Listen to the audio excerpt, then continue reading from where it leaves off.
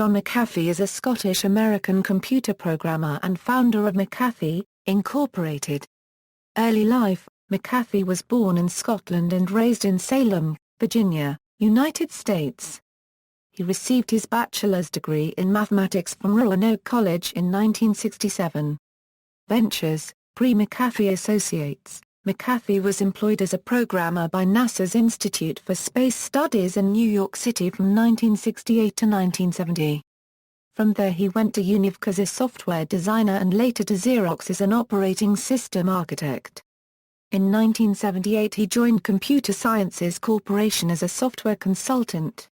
Later, while employed by Lockheed in the 1980s, McAfee received a copy of the Pakistani brain computer virus and began developing software to combat viruses.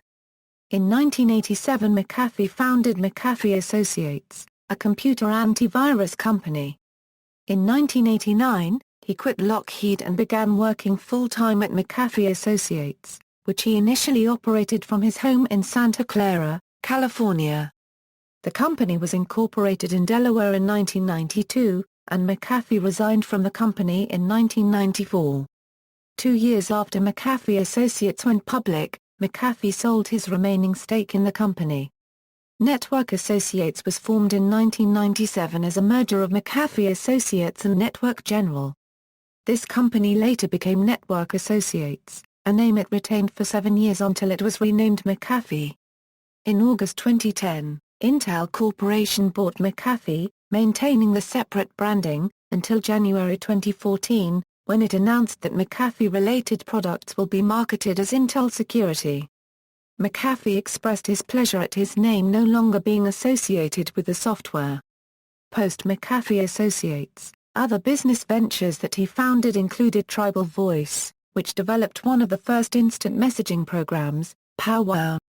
In 2000, John McAfee invested in and joined the board of directors of Zone Labs, makers of firewall software, prior to its acquisition by Check Point Software in 2003. In August 2009, the New York Times reported that McAfee's personal fortune had declined to $4 million from a peak of $100 million, the effect of the global financial crisis and recession on his investments.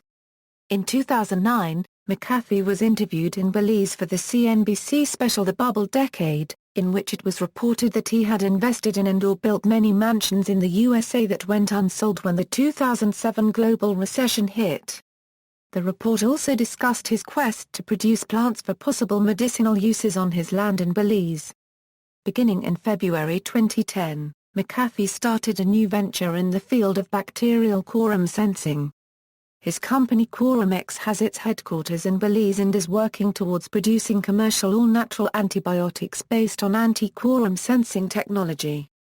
In 2013 McAfee started a new company, Future Tense Central, to produce a secure computer network device called the D-Central. In February 2014, McAfee announced Cognizant, an application for smartphones, which displays information about the permissions of other installed applications. On April 3, 2014, John McAfee rebranded Cognizant as Central One, and released an Android version for free on Google Play.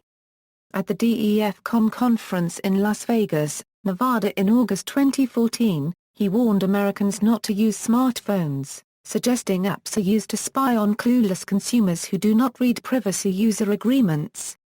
Personal life: McAfee teaches yoga and has written several books about yoga. In a 2012 article in Mensa Bulletin, the magazine of American Mensa, he stated that being the developer of the first commercial antivirus program has made him the most popular hacking target, adding "Hackers see hacking me as a badge of honor." He added that for his own security he has other people buy his computer equipment for him, uses pseudonyms for setting up computers and logging in, and changes his IP address several times a day.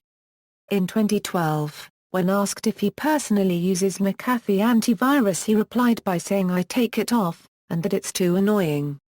As of January 2013, McAfee is living in Portland, Oregon, intending to work on an autobiography in graphic novel form. Former cocaine baron Boston George Young is writing No Domain, McAfee's official biography. Legal issues: On April 30, 2012, McAfee's property in Orange Walk Town, Belize, was raided by the gang suppression unit of the Belizean Police Department. McAfee was in bed with his girlfriend at the time, who McAfee said was scared by the incident. A GSU press release stated that McAfee was arrested for unlicensed drug manufacturing and possession of an unlicensed weapon. He was released without charge.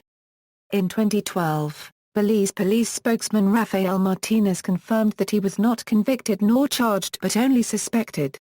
On November 12, 2012, Belize police started a search for McAfee as a person of interest in connection to the murder of American expatriate Gregory Viant Fall.